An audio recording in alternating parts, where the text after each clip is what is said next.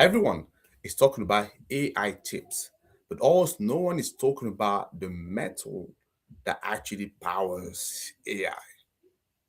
Copper. Yes, copper. The very same metal that powers electric vehicle, solar farms, wind turbine, and national grid. And it's now becoming a bottleneck for artificial intelligence. And this is where things get uncomfortable because, according to the latest data from IEA, so we are now heading for a copper shortage someday, and we are already engineering one. So I want to talk to you about that a little bit more with details for this episode of Sunday Talk with Tony. I see you in a minute.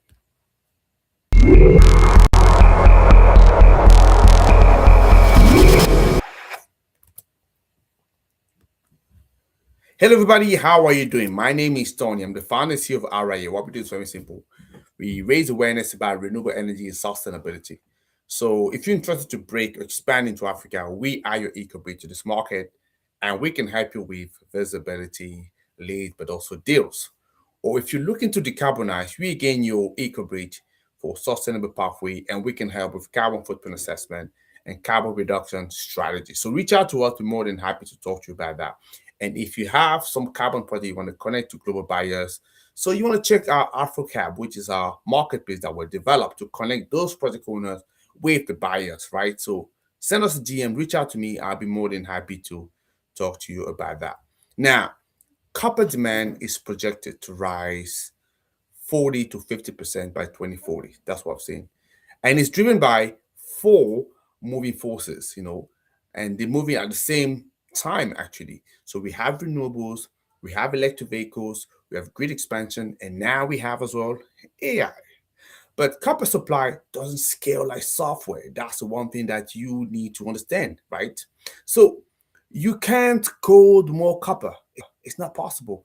So a new copper mine takes about 17 years on average from discovery to production. And we haven't invested nearly enough on that.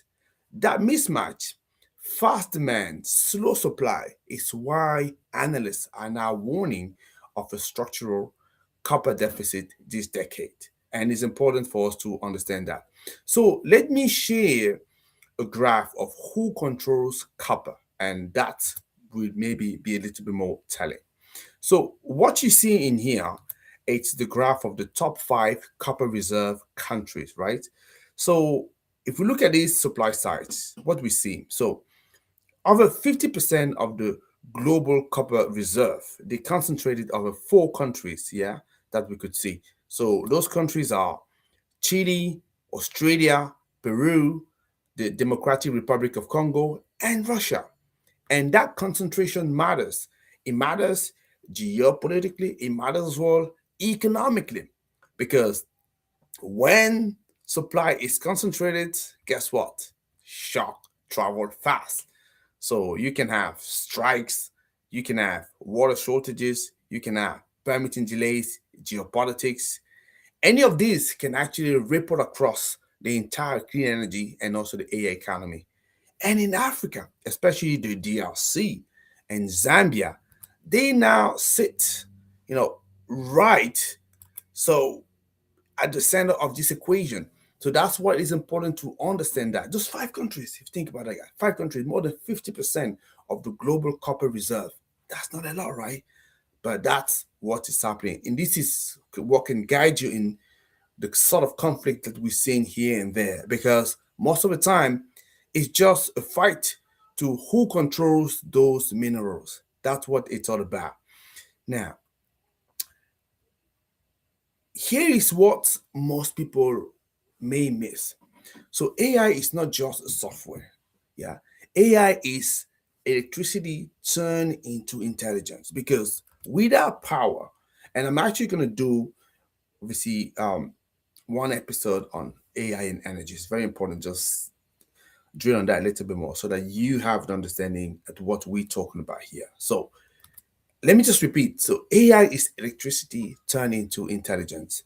And modern AI data center, they consume about 10 to 20 times more power than traditional data center. Yeah, 10 to 20 times more than traditional data centers.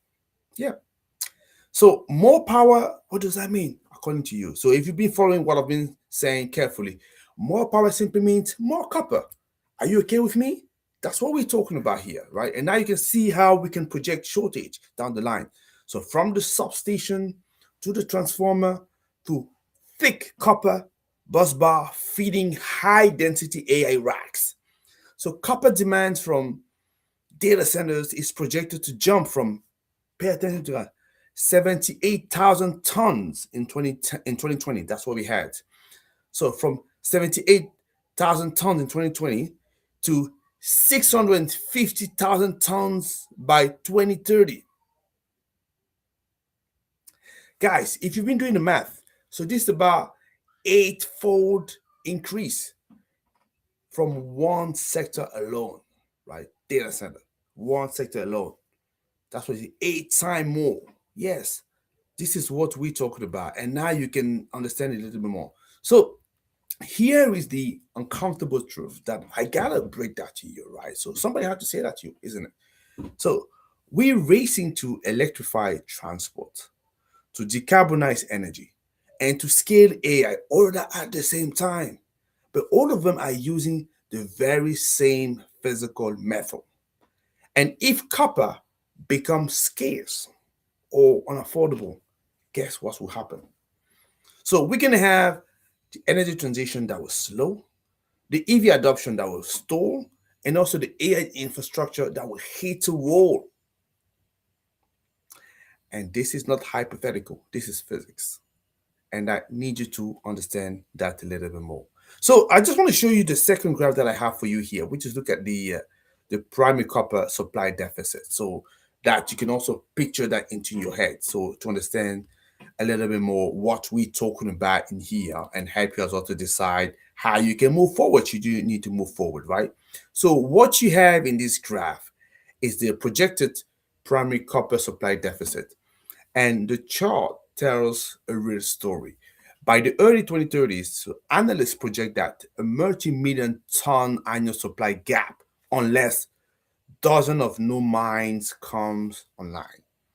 And the UN CTAD estimate that the world will need the equivalent of 80 new large copper mines by 2030 to keep up. Yeah.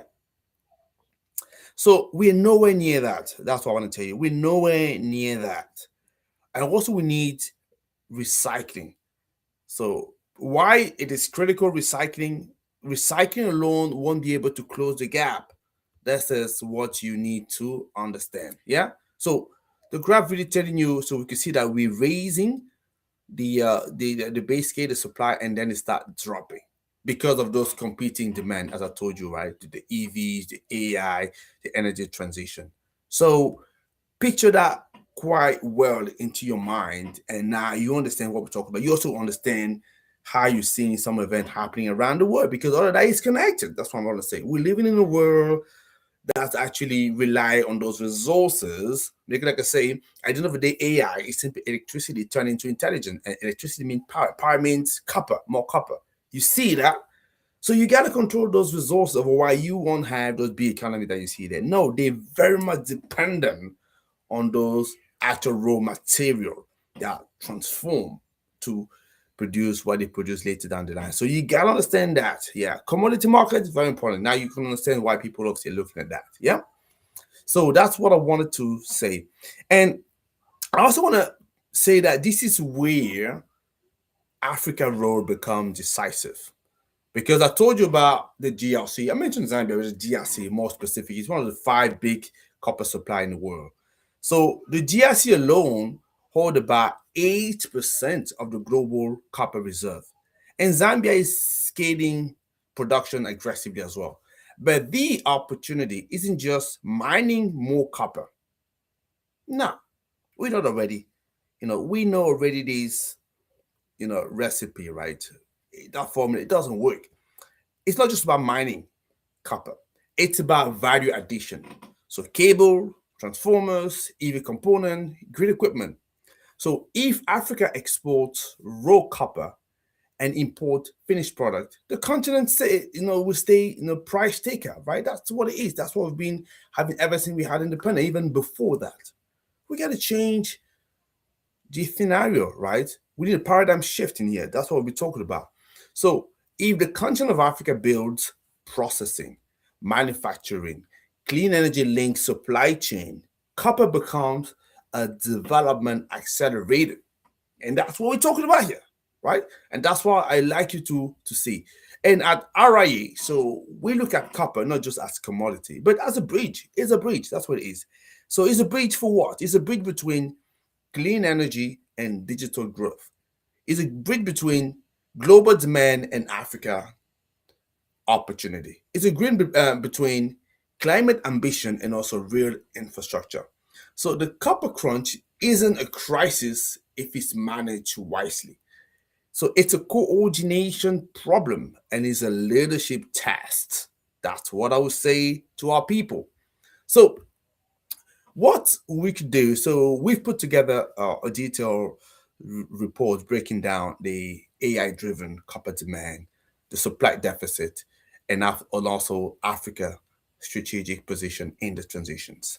So some of you may want to have a look at that. So what I'm going to say, so I like to make sure that you follow us as well all the way to now. I'm just going to reward people listening to us up until now, and I'm just going to say that if you drop report in the comments, so I'll we'll be sharing that with you. That's not no spam, no sales speech, just data and insight.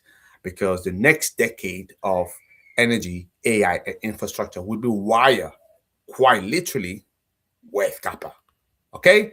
Excellent, guys. So hopefully you liked it. So see you next time. So like, subscribe, share with people that you know, and I'll see you next time.